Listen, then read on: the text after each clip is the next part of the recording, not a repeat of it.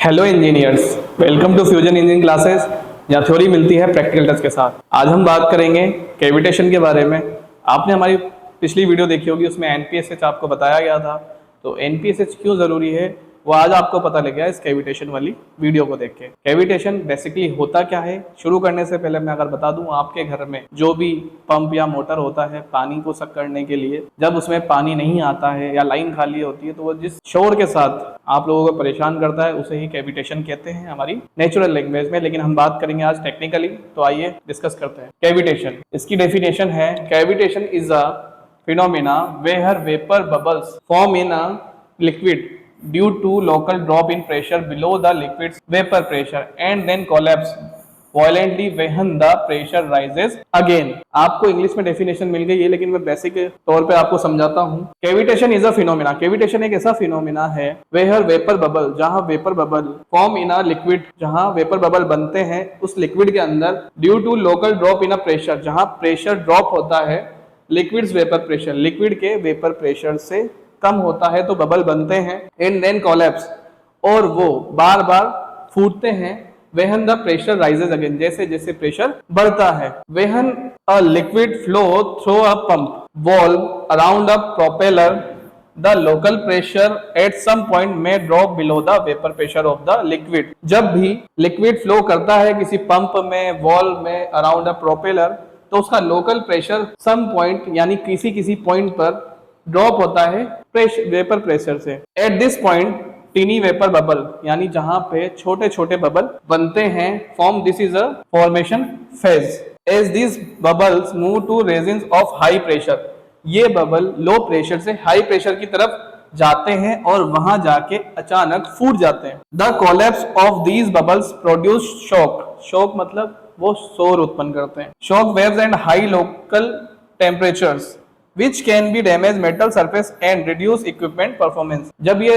छोटे छोटे bubble low pressure से हाई प्रेशर में जाते हैं, वहां पर वो इम्पेलर या प्रोपेलर की सतह पर टकराकर फूट जाते हैं, जिससे शॉक वेव उत्पन्न होती है और वो नॉइज करता है और हमारे पंप की परफॉर्मेंस को भी खराब करता है। हाउ कैविटेशन ऑक्योर, कैविटेशन क्यों होता है? Pressure decrease below vapour pressure, जो भी हमारे लिक्विड का प्रेशर है वो वेपर प्रेशर से कम हो जाता है। लिक्विड वेपराइज बबल फॉर्म, जो लिक्विड है वो वेपराइज होता है बबल फॉर्म में। बबल्स मूव विद लिक्विड, जो बबल उसमें फॉर्म होते हैं या फॉर्मेशन होता है वो लिक्विड के साथ फ्लो करता है। हाई प्रेशर जोन में कोलैप्स, वो हाई प्रेशर में जाके फूट जाते हैं। कोलैप्स से शॉक वेव्स और इरोजन होता है। इरोजन बोले तो, इरोजन अगर समझा जाए तो इरोजन वो होता है जब वो कोलैप्स होंगे तो उस पंप के इंपेलर पे गड्ढे पड़ जाना, जिससे शोर उत्पन्न होना। Causes of cavitation, low NPSH, low NPSH का मतलब है लो सक्शन मिलना उसको। High pump speed,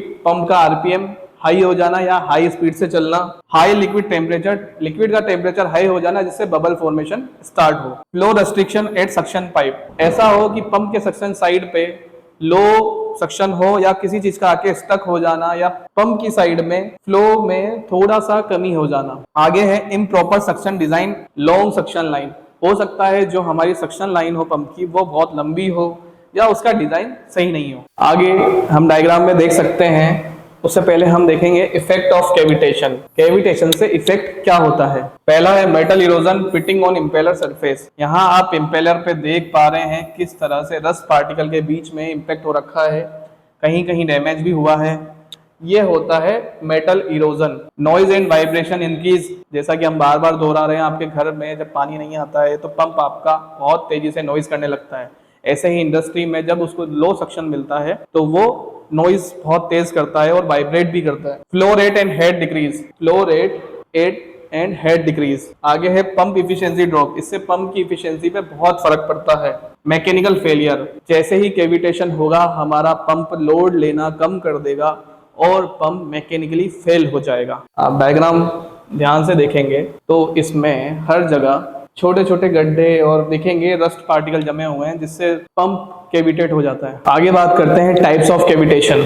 types of cavitation में वेपराइजेशन कैविटेशन, जब प्रेशर वेपर प्रेशर से कम होता है वेपर बबल्स बनते हैं। जब लिक्विड का प्रेशर वेपर प्रेशर से कम होता है तो बबल्स बनना स्टार्ट होता है। दूसरा है गैस कैविटेशन, डिजोल्व गैस निकलकर बबल्स बनाती हैं। जब भी कोई लिक्विड फ्लो करेगा और उसके अंदर जो भी गैस है वो गैस जब निकलेगी तो वो बबल फॉर्मेशन करेगी हाई टेम्परेचर पर, जिससे बबल निकल के उसमें कैविटेट हो जाएंगे या उस पंप के सतह पे टकराकर शोर करेंगे। आगे है vortex cavitation, high velocity vortex के सेंटर में लो प्रेशर से बबल्स बनते हैं। हाई वेलोसिटी से वॉर्टेक्स के सेंटर में आने से वॉर्टेक्स जिसे हम कहते हैं भंवर, हिंदी में उसको बोलते हैं भंवर, तो वॉर्टेक्स जब भी फॉर्मेशन होगा तो लो प्रेशर से बबल हमेशा बनेंगे। हमें इंश्योर करना है prevention and control of cavitation. Cavitation control कैसे करना है? Ensure NPSH available